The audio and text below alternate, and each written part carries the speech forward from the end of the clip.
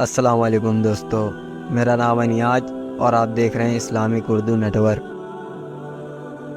دوستو، قدیم زمانے میں ہوا میں اڑنے والی تخت کو صرف طلسمی اور دیومالی قصے کہانی کا حصہ سمجھا جاتا تھا، لیکن اس جدید دور میں سائنسی ترقی کے ذریعے بنائی گئی ہوائی جہاز، راکٹ اور جیٹ پلین نے یہ ثابت کر دیا ہے کہ بنی انسان کے لیے ہوا میں اڑنا کوئی مشکل کام نہیں ہے۔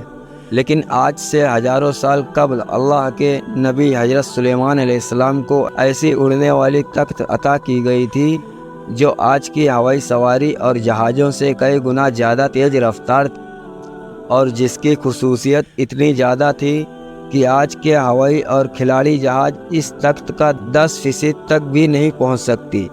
حضرت سلیمان علیہ السلام اللہ کے ایسے نبی تھے جنہیں منصب نبوت کے ساتھ ساتھ عظیم ترین بادشاہت حکومت سے بھی نوازا گیا تھا۔ آپ علیہ السلام نے 700 سال سے بھی زیادہ مشرق سے مغرب تک تمام مخلوق کو زیر کیا اور ان پر حکومت کی۔ یہ عظیم شان بادشاہت آپ کی اس دعا کا نتیجہ تھا جو آپ نے بارگاہ خداوند میں کی تھی۔ حضرت سلیمان علیہ السلام نے اللہ سے یہ فرمائے تھے کہ اے میرے پروردگار، مجھے ایسی بادشاہت عطا فرما جو میرے بعد کسی کو بھی نصیب نہ ہو، بے شک تو بڑا عطا فرمانے والا ہے۔ لہٰذا اللہ نے آپ کی دعا قبول فرمائی اور انسانوں کے ساتھ جناتوں اور جانوروں کو بھی آپ کا تابع فرمان بنا دیا۔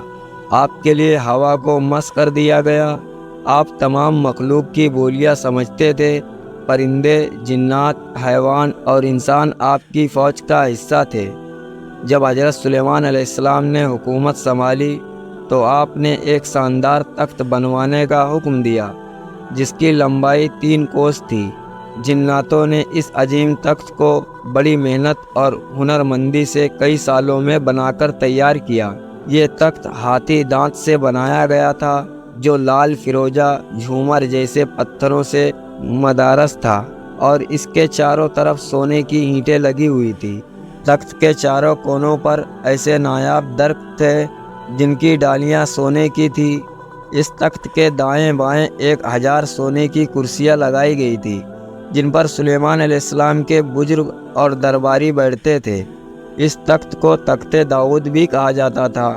جب حضرت سلیمان علیہ السلام اس تخت پر تشریف لاتے تو تمام پرندے تخت کے اوپر جمع ہو کر آپ کے سر پر سایہ کرتے تھے۔ جب حضرت سلیمان علیہ السلام حکم دیتے تو یہ تخت ہوا میں کھو جاتا اور ہزاروں کوس کا سفر چند لمحوں میں پورا کر دیتا۔